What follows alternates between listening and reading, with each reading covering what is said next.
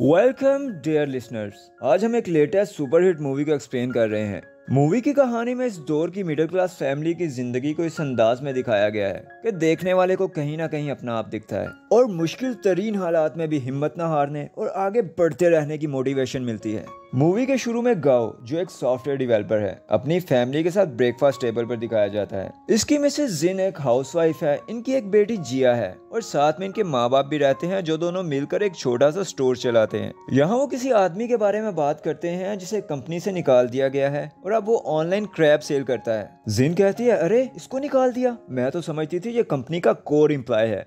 गाओ बड़े प्राउड से जवाब देता है, कंपनी के लिए एक ही आदमी जरूरी है और वो है तुम्हारा हस्बैंड। इस बात पर इसके पेरेंट्स भी मुस्कुराते हैं।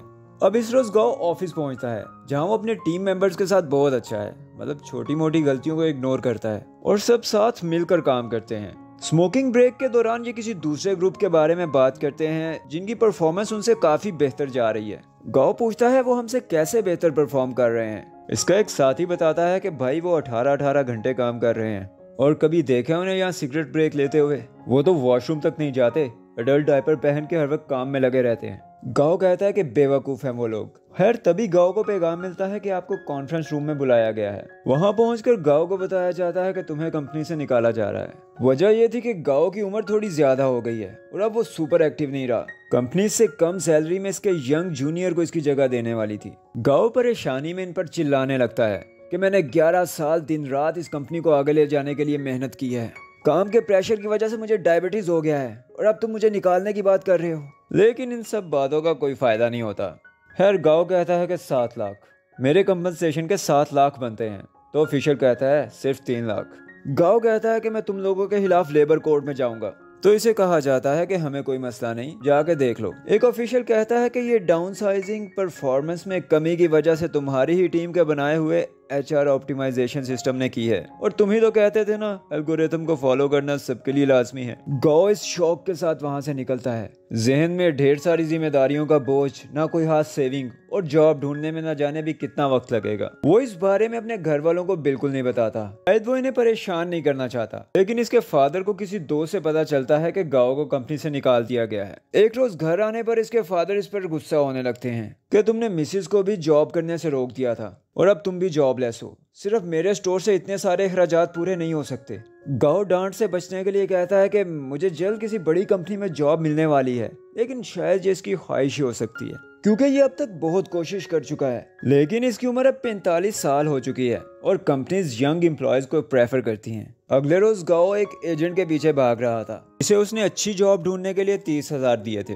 वो आदमी कहता है कि यार मैंने बहुत कोशिश की लेकिन इस उम्र में तुम्हारी मर्जी की सैलरी कोई नहीं दे रहा। गाओ कहता है कि तू रहने दे, तू मेरे पैसे वापस कर। लेकिन एजेंट इसे चकमा देकर वहां से निकल लेता है। जाते हुए इसका मजाक उड़ाता है कि तेरी अच्छी जॉब करने की उम्र गुजर चुकी, कोई मजदूरी कर या छोटा मोटा काम ढूंढ जाकर अपने लिए। यहाँ गाओ को एक कॉल रिसीव होती है कि इसके फादर स्टोर में काम करते हुए बेहोश हो गए हैं और उन्हें हॉस्पिटल ले जाया जा रहा है। वहां पहुंचकर इसे पता चलता है कि 20 युआन की फीस बचाने के लिए इसके फादर ने खुद ज्यादा वजन उठाया, जिसके बाद वो बेहोश होकर गिर पड़े। स्ट्रेस की वजह से इनके दिमाग पर बुरा असर पड़ा है और इनके ऑर्गन्स भी काम करना छोड़ गए हैं। इसके फादर की हेल्थ इंश्योरेंस तो थी, लेकिन ICU और कुछ महंगी मेडिसिन का खर्च इन्हें खुद से उठाना था। इसके लिए 1,40,000 युआन मजीद चाहिए, तो मजबूरन गाओ को कंपनी में कॉल करना पड़ती है और कंपनी उसे लेबर कोर्ट में ना जाने की शर्त पर कंपनसेशन के 3 लाख फौरन दे देती है। ये सब बातें इसकी मिसेस सुन लेती है।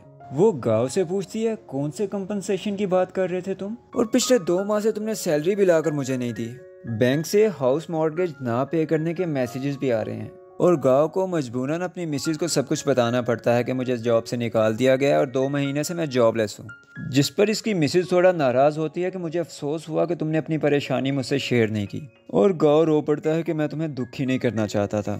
अब इसकी मिसेस ना तो घर छोड़कर मेके जाती है और ना ही इसे अपने पेरेंट्स से अलग होने का कहती है, बल्कि इस मुश्किल घड़ी में अपने हस्बैंड का बर्डन शेयर करने की प्लानिंग करने लगती है। एक्सपेंसेस का हिसाब लगाने के बाद वो गाओ से कहती है कि मैं अपनी ड्रम क्लासेस दोबारा शुरू करूंगी, जैसे तैसे मैं 7,000 तक कमा पाऊंगी और बाकी के 15,000 तुम्हें करना होंगे। गाओ कहता है ठीक है, तुम बेफिक्र हो जाओ, ये मैं आसानी से कर लूंगा। अब एक रोज गाओ किसी रेस्टोरेंट में बैठा जॉब ही सर्च कर रहा था कि पास में बैठा लड़का बनी अपने किसी दोस्त को खुशी में बता रहा था कि इस मंथ मैंने 12,000 कमाए हैं और कंपनी के टॉप परफॉर्मर ने तो 16,000 का फिगर भी क्रॉस कर लिया है। गाओ इस लड़के से पूछता है कि क्या मुझ जैसा आदमी भी डिलीवरी का काम करके 15,000 तक कमा सकता है। बनी कहता है कि हाँ कर सकते हो, लेकिन इसके लिए तुम्हें फुल टाइम काम करना होगा और अच्छी खासी मेहनत करना होगी। वो पूछता है कि क्या तुम ये काम करना चाहते हो। गाओ कहता है नहीं नहीं, मैं तो यूं ही कुछ जानना चाह रहा था। बनी कहता है अगर करना चाहो तो मेरी बाइक पर बने उस कोड को स्कैन कर लेना। किसी दूसरी जगह जॉब ना मिलने की वजह से एक रोज गाओ इस कंपनी की फ्रेंचाइज में जा पहुंचता है। यहाँ का ब्रांच हेड अच्छा इंसान है, लेकिन वो गाओ को ऊपर से नीचे तक देखकर इसे जॉब देने से इनकार कर देता है। गाओ कहता है सर मैं जानता हूँ मेरी उम्र थोड़ी ज्यादा है, लेकिन मैं बहुत मेहनत से काम करूंगा। मैनेजर कहता है अरे यार ऐसी बात नहीं, हमारे यहाँ डिस्क्रिमिनेशन बिल्कुल नहीं है। वो इसे दो आदमियों से मिलाता है जिनमें एक 57 साल का बूढ़ा और एक डेफ था। वो कहता है दरअसल ये जॉब तुम जैसे व्हाइट कॉलर लोगों के लिए बिल्कुल नहीं, ये बहुत मुश्किल काम है। तभी बनी वहां आ जाता है और मैनेजर से बात करता है कि मैंने ही इसे इस काम के बारे में बताया था। मैनेजर कहता है अबे यार इसका पेट तो देखिए कैसे करेगा। गौ रिक्वेस्ट करता है कि सर प्लीज मुझे पैसों की बहुत जरूरत है और मेरे पास कोई काम नहीं। खैर इस पर मैनेजर मान जाता है और बनी से कहता है कि अब तू इसे लाया है तो तू इसे ट्रेन भी करेगा।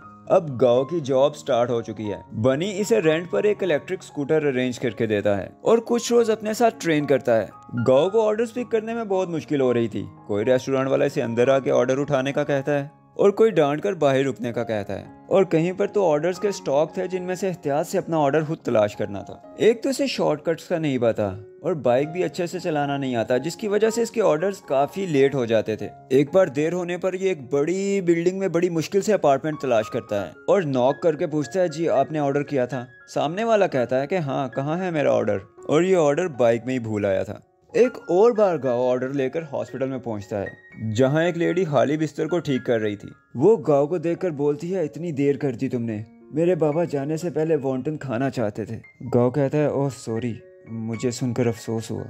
वो लेडी इस पर गुस्से से चिल्लाती है अबे ओ बेवकूफ, मेरे बाबा हॉस्पिटल से गए हैं दुनिया से नहीं, रख मेरा ऑर्डर और निकल यहाँ से। खैर गाओ को इस काम में बहुत मुश्किल हो रही है। इसके कई सारे ऑर्डर्स टाइम पर ना पहुंचने की वजह से कैंसिल हो जाते हैं और कुछ अजीब तरह के कस्टमर से ये बहस कर बैठता है, जिसकी वजह से वो इसे नेगेटिव रेटिंग देते हैं। रोजाना जब ये थका हारा घर आता है तो इसके पैरों पर भी छाले पड़े होते हैं। इसके फादर को जब पता चलता है कि मेरा बेटा डिलीवरी का काम कर रहा है तो वो इस पर बहुत गुस्सा होते हैं कि मैंने अपने खून पसीने की कमाई से तुझे अच्छी तालीम दिलाई और तूने सब हाक में मिला दिया। गाओ इस पर गुस्से में सब घर वालों पर चिल्लाने लगता है कि मैं जानबूझकर तो ये सब नहीं कर रहा, मेरी सारी कोशिशें अपनी फैमिली के लिए ही तो हैं। अब पहला महीना पूरा हो चुका है और आज गाओ की सैलरी का दिन है। इसका टारगेट था 15,000 और जनाब के बने हैं 4,000, क्योंकि ये बहुत ज्यादा ऑर्डर्स डिलीवर नहीं कर पाया। लेट डिलीवरीज और नेगेटिव रिव्यूज की वजह से कोई बोनस भी नहीं मिलता और फाइन भी कटता है। गाओ इस पर बहुत परेशान था क्योंकि 250 युआन स्कूटर रेंट और कई सारे चालान के पैसे वो अपनी जेब से भर चुका था। अब इन हालात में कोई कितना ज्यादा बेबस और परेशान होता है और जहन पर कितना प्रेशर होता है, ये तो जिस पर गुजरे सिर्फ वही समझ सकता है। लेकिन गाओ ने हिम्मत नहीं हारी, शायद इसके पास कोई दूसरा ऑप्शन भी नहीं। वो बहुत ज्यादा मेहनत कर रहा है और साथ में रास्तों को याद करके अपनी स्किल को यूज करते हुए रूट मास्टर के नाम से कैब की तैयारी में लग जाता है। एक रोज गाओ जल्दबाजी में उसी ऑफिस का ऑर्डर पिक कर लेता है जहाँ वो काम किया करता था। गाओ को ऑर्डर डिलीवर करने में बहुत शर्म आ रही है। वो अपने एक साथी राइडर से कहता है कि यार मैं यहाँ काम करता था इसलिए मैं जाना नहीं चाहता, क्या तुम मेरा ये ऑर्डर डिलीवर कर सकते हो। वो जवाब देता है कि हम खाना डिलीवर करते हैं, ड्रग्स नहीं, जा खुद दे के आ। मतलब कोई धंधा छोटा नहीं होता। खैर गाओ खुद वो ऑर्डर डिलीवर करता है और गाओ में ये कॉन्फिडेंस भी आता है कि वाकई मेहनत से कमाने में शर्म कैसी। गाओ अपने साथी राइडर से सीखने की कोशिश कर रहा है कि वो अपनी परफॉर्मेंस कैसे बेहतर कर सके। वो किसी को गिफ्ट देता है और किसी से यूं ही अच्छे मशवरे ले लेता है। इसे कहा जाता है कि रेस्टोरेंट ऑनर्स और वेटर्स के साथ अच्छा रिलेशन रखो ताकि तुम्हें ऑर्डर पिकअप में आसानी हो। स्कूटर में हमेशा एक्स्ट्रा बैटरी रखो ताकि कभी चार्जिंग खत्म होने का मसला ना हो। स्कूल और हॉस्पिटल के ऑर्डर्स में काफी वक्त लगता है और फेयर भी बहुत कम होता है। और मैनेजर इसे कहता है कि खुद को एलीट समझना बंद करो, कस्टमर के साथ बहस ना किया करो, अगर कभी कुछ बोल भी दो तो बर्दाश्त करो और चेहरे पर हमेशा स्माइल रखो। गाओ इन सारी बातों पर अमल करने लगता है। वो रेस्टोरेंट में ऑर्डर लेते वक्त रुककर वेट करने की बजाय उनकी हेल्प करने लगता है। डिलीवरी करते वक्त शॉर्टकट्स यूज करता है और बिल्डिंग्स के सिक्योरिटी ऑफिसर्स और रिसेप्शन स्टाफ को छोटे मोटे गिफ्ट्स देता है जिस पर वो इसे आसान रास्तों से अंदर जाने में रोक टोक नहीं करते। कस्टमर्स के साथ बहुत पोलाइट रहता है और चेहरे पर हर वक्त स्माइल रखता है और आते जाते इनका छोटा मोटा काम भी कर देता है। अब गांव के ऑर्डर्स टाइम पर डिलीवर हो रहे थे, इसे टिप्स भी मिलने लगी थी और इसकी रेटिंग भी बहुत अच्छी हो रही थी, जिससे राइडर्स में इसकी रैंकिंग बढ़ रही है। अब इसे अच्छे राइड्स और बोनसेस भी मिल रहे हैं। गांव ने अपनी रूट मास्टर ऐप भी अपने स्टेशन पर इंट्रोड्यूस करवा दी है, जिसमें बहुत से एरियाज के शॉर्टकट्स हैं। इससे इन सब राइडर्स को बहुत फायदा होता है और इस मंथ इनकी फ्रेंचाइज बाकी सारी फ्रेंचाइजी से बेहतर परफॉर्म करती है और यकीनन इसमें गांव की ऐप का बहुत बड़ा हाथ है, जिस पर इसे बहुत ज़्यादा अप्रिशिएट भी किया जाता है। एक रोज गांव अपने साथी राइडर जैकी के साथ था। जैसे ही जैकी अपना ऑर्डर डिलीवर करने के लिए निकलने लगता है तो एक तेज रफ्तार गाड़ी आकर इससे टकराती है, जिस पर जैकी बुरी तरह गिरकर जख्मी हो गया था। गांव फौरन यहाँ पहुंचकर गाड़ी वाले से कहता है कि मैंने तुम्हारा नंबर नोट कर लिया है, भागने की कोशिश नहीं करना, और जैकी को इसके साथ हॉस्पिटल भेजता है। खुद भी जैकी के बाकी के ऑर्डर्स डिलीवर करने के बाद हॉस्पिटल पहुंचता है, जहां वो प्रॉपर ट्रीटमेंट करवाए बिना ही हॉस्पिटल से भाग रहा था। गाओ इससे कहता है कि कहां भाग रहे हो, जख्म पर बैंडेज तो ठीक से करवा लो। लेकिन जैकी कहता है कि मैं ठीक हूं, मुझे घर जाना है। वो गाओ को बताता है कि मैंने गाड़ी के मालिक से इलाज और नुकसान के 15,000 लिए हैं। मैंने 15 कहे तो उसने फौरन दे दिए, काश 20,000 मांग लिया होता। अब गाओ जैकी को इसके घर छोड़ता है, जिसे वो हवेली बता रहा था, लेकिन ये स्लम्स में एक छोटा सा घर था। जैकी 15,000 रुपए अपनी बीवी को दे देता है ताकि वो ये पैसे अपनी बेटी की लुकीमिया की वजह से होने वाली सर्जरी के लिए संभाल रखे। जैकी ये बात करते हुए रो पड़ता है कि अगर आज मैं टायर के नीचे कुचला जाता तो ना जाने मेरी फैमिली का क्या होता। वो गांव का मदद करने पर शुक्रिया अदा करता है और जमीन पर से एक फूल तोड़कर उसे देता है। इसके बाद गांव अपने घर को निकल लेता है। अगले रोज गांव देखता है कि इसके फादर और मदर एक्सरसाइज के लिए जा रहे हैं। इसके फादर कोशिश कर रहे हैं कि वो जल्द से जल्द ठीक हो जाएं ताकि वो दोबारा से अपना स्टोर चला सकें और अपनी फैमिली को सपोर्ट कर सकें। इधर स्टेशन पर दिखाया जाता है कि बहुत से राइडर बिग ब्लैक से बहस कर रहे हैं, जो इस स्टेशन पर हमेशा टॉप करता है। इसने अपनी डायरी में बहुत से शॉर्टकट्स लिख रखे हैं, जिनकी मदद से वो सबसे ज्यादा ऑर्डर्स डिलीवर कर पाता है। राइडर्स इससे कहते हैं कि तुम्हारी वजह से सिस्टम हमसे भी यही एक्सपेक्ट करता है कि हम इतने ज्यादा ऑर्डर्स डिलीवर करें, लेकिन हम नहीं कर पाते, जिसकी वजह से हमारी रेटिंग कम हो जाती है। तुम्हें इसे हमारे साथ शेयर करना चाहिए, तुम बहुत ही सेल्फिश इंसान हो। बिग ब्लैक इनसे कहता है कि तुम लोग काम छोड़ हो, ठीक से मेहनत नहीं करते और दिमाग इस्तेमाल नहीं करते, जिसकी वजह से तुम लोग पीछे रह जाते हो। यहाँ इनके बीच झगड़ा हो जाता है, जिसे आकर मैनेजर रुकवाता है। बिग ब्लैक यहाँ रो पड़ता है। वो इनसे पूछता है क्या चैंपियन होना बुरी बात है, क्या ज्यादा मेहनत करके कामयाबी हासिल करना बुरी बात है। वो अपना हेलमेट मैनेजर के हाथ में देकर वहाँ से निकल जाता है, जिसके बाद मैनेजर बाकी राइडर्स पर गुस्से होता है कि वो तुम सब में बेहतर था और ज्यादा मेहनत करता था और वो ये डिजर्व करता था। मार्केट में कंपटीशन बहुत ज्यादा है और अब यही ट्रेंड चल रहा है कि कम वक्त में सस्ती डिलीवरीज, जिसको ढंग से काम करना है करे, वरना जॉब के लिए यंगस्टर्स की लाइन लगी हुई है। इसी रात कुछ राइडर्स बिग ब्लैक को मनाने जाते हैं। ये उसके दोस्त का रेस्टोरेंट था जिसकी एक टांग कटी हुई थी। वो बताता है कि ये भी मेरे साथ काम करता था। एक बार ये मेरा ऑर्डर डिलीवर करने के लिए जा रहा था कि तभी इसका एक्सीडेंट हुआ। दरअसल इसने जल्दी में सिग्नल तोड़ा था, जिस वजह से इलाज के अलावा नुकसान के पैसे भी इसी को भरना पड़े। कुल मिला के 4 लाख रुपए थे। इस बेचारे ने अपनी पढ़ाई के लिए जो पैसे जमा किए वो भी सब के सब वहीं लग गए। मैं इसका बाकी का कर्ज उतार रहा था, अब सिर्फ 40,000 बाकी हैं। खैर वो इनसे कहता है कि 1 महीने बाद मैं वापस आऊंगा, तब तक जिसे चैंपियन बनना है बन जाए, क्योंकि उसके बाद मैं तुम लोगों को जीतने नहीं दूंगा। और गांव से कहता है कि तुम्हारा सेल्फ हीलिंग पैच बहुत ही कमाल का था। वो अपनी डायरी गांव को देते हुए कहता है कि इसमें मेरी 3 साल की मेहनत है। इसमें हर बिल्डिंग और अपार्टमेंट के शॉर्टकट्स हैं। इनकी मदद से तुम अपनी ऐप को अपडेट करो ताकि सबको फायदा पहुंचे। इस बात पर सभी इससे बहुत खुश होते हैं। यहाँ से जाते हुए गाओ एक केक परचेज करता है, जिसके बाद अपनी मिसिस को कॉल करता है कि मेरे 15,000 का टारगेट पूरा होने में सिर्फ 3 ऑर्डर्स बाकी हैं। लेकिन तभी वो अपनी मिसिस को एक नेल पार्लर में काम करते देखता है, जिस पर वो बहुत दुखी हो जाता है। इन्हीं सोचों में उसका एक्सीडेंट हो जाता है और 5,000 का नुकसान कर बैठता है। घर पहुंचने पर इसकी मिसेज इससे कहती है कि मैं तुम्हें फर्स्ट पे चेक पर बताने वाली थी। इसके बाद ये पिचका हुआ पोकेमॉन केक खाने लगते हैं। गाओ इससे कहता है कि अगर इस बार भी मैं मॉर्गेज पे ना कर पाया तो हमारा घर चला जाएगा, जिस पर इसकी मिसेज कहती है कि अब क्या कर सकते हैं। वैसे मैं सोचती थी कि ये घर हमारे लिए बॉटम लाइन है, लेकिन शायद ऐसा नहीं है। हमारी बॉटम लाइन हमारी फैमिली है। अगले रोज काम पर जाते हुए गांव के फादर इसे रोकते हैं। वो इसे अपनी जवानी की एक पिक्चर दिखाते हैं और इससे कहते हैं कि इन दिनों मैं छोटे मोटे काम करता था और बहुत मेहनत कर रहा था। पैसों की कमी की वजह से कई रोज तक तो टनल में सोना पड़ा था। उस हिसाब से देखा जाए तो तुम्हारा डिलीवरी वाला काम बुरा नहीं है। जिस पर गांव मुस्कुराता है और एक मोटिवेशन के साथ काम पे निकलता है। इधर स्टेशन पर अनाउंस किया जाता है कि यह साल का क्लोजिंग मंथ है, तो सबसे ज्यादा ऑर्डर्स डिलीवर करने वाले को 2500 का बोनस मिलेगा। बिग ब्लैक के ना होने की वजह से बनी इस वक्त सब राइडर में टॉप पे जा रहा है और चंद टॉप राइडर्स में गाओ और जैकी भी चौथे नंबर पर हैं। तो 12 बजे से ज़्यादा ऑर्डर्स डिलीवर करने के लिए इन सब में मुकाबला लग चुका है। यहाँ किसी राइडर को पिकअप में प्रॉब्लम हो जाता है तो किसी का रिसीवर ना मिलने की वजह से उसका ऑर्डर कैंसिल हो जाता है। जैकी को भी कॉल आ जाती है कि डॉक्टर ने बेटी की सर्जरी के लिए अभी बुलाया है, इसलिए उसे भी फौरन जाना पड़ता है और वो टॉप राइडर्स की रेस से निकल जाता है।